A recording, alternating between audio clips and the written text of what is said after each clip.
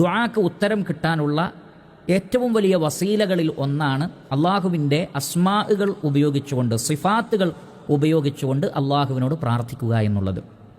അതെങ്ങനെയാണ്? ഉദാഹരണത്തിന് നമുക്കറിയാം, അള്ളാഹു സുബ്ഹാനഹു വ തആലയുടെ ഒരു ഇസ്മാണ് ഗഫൂറുൻ, അള്ളാഹു പാപങ്ങൾ പൊറുക്കുന്നവനാണ്. അപ്പോൾ പാപമോചനം തേടുമ്പോൾ നമ്മൾ എങ്ങനെയാണ് പ്രാർത്ഥിക്കേണ്ടത്?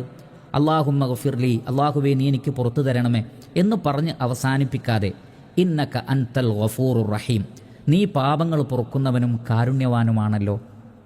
അവിടെ നമ്മൾ പറയുകയാണ്, അള്ളാഹുവേ നീ ഗഫൂറാണ്, നീ പാപങ്ങൾ പൊറുക്കുന്നവനാണ്, അതുകൊണ്ട് നീ എനിക്ക് പുറത്തു തരണമേ.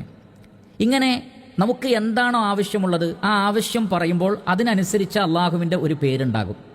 ആ പേര് അതിനോട് ചേർത്ത് പറഞ്ഞുകൊണ്ട് ഗഫൂറായ അള്ളാഹുവേ. ഇനി നമുക്ക് റഹ്മത്താണ് ലഭിക്കേണ്ടതെങ്കിൽ, അയ്യൂബ് അലൈഹി സ്വലാത്തു വസ്സലാം രോഗം മാറാൻ വേണ്ടി പ്രാർത്ഥിച്ചപ്പോൾ അങ്ങനെയല്ലേ പറഞ്ഞത്? അന്നീ മസ്സനി അദുറു, എനിക്ക് രോഗം ബാധിച്ചിട്ടുണ്ട്, വ അൻത അർഹമുർ റാഹിമീൻ, നീ അങ്ങേയറ്റം റഹ്മാനാണ്, കാരുണ്യം കാണിക്കുന്നവരിൽ അങ്ങേയറ്റം കാരുണ്യം കാണിക്കുന്നവനാണ് എന്ന് പറഞ്ഞുകൊണ്ടല്ലേ പ്രാർത്ഥിച്ചത്. അതേപോലെ തന്നെ ആദം അലൈഹി സ്വലാത്തു വസ്സലാമക്ക് അള്ളാഹുവിൻ്റെ കാരുണ്യം ആവശ്യമായി വന്ന സന്ദർഭത്തിൽ, മഗ്ഫിറത്ത് പാപമോചനം ആവശ്യമായി വന്ന സന്ദർഭത്തിൽ ആദം അലൈഹി സ്വലാത്തു വസ്സലാം പ്രാർത്ഥിച്ചത് എന്താണ്? റബ്ബനാ ളലംനാ അൻഫുസനാ വ ഇല്ലം തഗ്ഫിർ ലനാ വ തർഹംനാ ലനകൂനന്ന മിനൽ ഖാസിരീൻ. അള്ളാഹുവേ, ഞങ്ങൾ ഞങ്ങളുടെ നഫ്സിനോട് ദുൽമ കാണിച്ചു, നിന്റെ മഗ്ഫിറത്ത് ഞങ്ങൾക്ക് ലഭിക്കണം, നിന്റെ റഹ്മത്ത് ഞങ്ങൾക്ക് ലഭിക്കണം. അള്ളാഹുവിൻ്റെ മഗ്ഫിറത്തിനെ ഓർമ്മപ്പെടുത്തി, അള്ളാഹുവിൻ്റെ റഹ്മത്തിനെ ഓർമ്മപ്പെടുത്തി. അങ്ങനെ അള്ളാഹുവിൻ്റെ ആ സിഫാത്തുകളെ മുൻനിർത്തിയിട്ടാണ് ദുആ ചെയ്തിട്ടുള്ളത്. കാരണം അള്ളാഹുവിൻ്റെ മഗ്ഫിറത്തില്ലെങ്കിൽ, അള്ളാഹുവിൻ്റെ റഹ്മത്തില്ലെങ്കിൽ നമുക്ക് പാപങ്ങൾ പൊറുക്കപ്പെടുകയില്ല. അതേപോലെ തന്നെ നമുക്ക് ശത്രുക്കൾക്കെതിരിൽ ഒരു സഹായം ചോദിച്ചുകൊണ്ടാണ് ദുആ ചെയ്യുന്നതെങ്കിൽ, അള്ളാഹുവേ നീ അസീസാണ്, പ്രതാപമുള്ളവനാണ്, നീ ഉദ്ദേശിക്കുന്നവരെ നീ തോൽപ്പിക്കുന്നു, അള്ളാഹുവിൻ്റെ അസീസ് എന്നുള്ള ആ പേരിനെ മുൻനിർത്തി നമുക്ക് ചോദിക്കാം.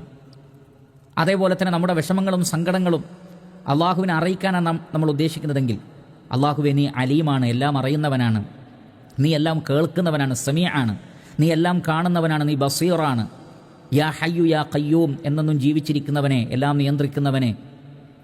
അതേപോലെ തന്നെ യാ അൽ അഹദ് അസ്സമദ്, ഏകനായവനെ, അദ്വിതീയനായവനെ, എല്ലാവർക്കും ആശ്രയമായവനെ, പരാശ്രയമുക്തനായവനെ, ഇങ്ങനെ തുടങ്ങിയിട്ട് ധാരാളം ഇസ്മുകളുണ്ട്. ഈ ഇസ്മുകൾ നമുക്ക് ഇഷ്ടമുള്ള ഇസ്മുകൾ ഉപയോഗിക്കാം. പക്ഷേ പറയുന്ന വിഷയത്തോട് യോജിക്കുന്ന ഇസ്മുകളാണെങ്കിൽ അതാണ് കൂടുതൽ ഖൈർ. ആ ഇസ്മുകൾ ഉപയോഗിച്ചുകൊണ്ട് അള്ളാഹുവിനോട് ദുആ ചെയ്യുമ്പോൾ പ്രിയപ്പെട്ടവരെ, ആ ദുആക്ക് കൂടുതൽ ഉത്തരം ലഭിക്കാനുള്ള സാധ്യതയുണ്ട്. അതുകൊണ്ട് എല്ലാവരും അള്ളാഹുവിൻ്റെ അസ്മാകളും അതിൻ്റെ അർത്ഥവുമൊക്കെ പഠിച്ചു വെച്ച് ദുആകളിൽ സന്ദർഭം അനുസരിച്ച് ആ ഇസ്മുകൾ ഉപയോഗപ്പെടുത്തിയാൽ പ്രാർത്ഥനയ്ക്ക് ഉത്തരം ലഭിക്കുന്നതാണ്. അള്ളാഹു പറയുന്നു, വലില്ലാഹിൽ അസ്മാഉൽ ഹുസ്ന, അള്ളാഹുവിന് നല്ല പേരുകളുണ്ട്, ഫദ്ഉഹു ബിഹാ, ആ പേരുപയോഗിച്ചുകൊണ്ട് നിങ്ങൾ അള്ളാഹുവിനോട് ദുആ ചെയ്യുക. നാമും ദുആ ചെയ്യുമ്പോൾ ശ്രദ്ധിക്കുക.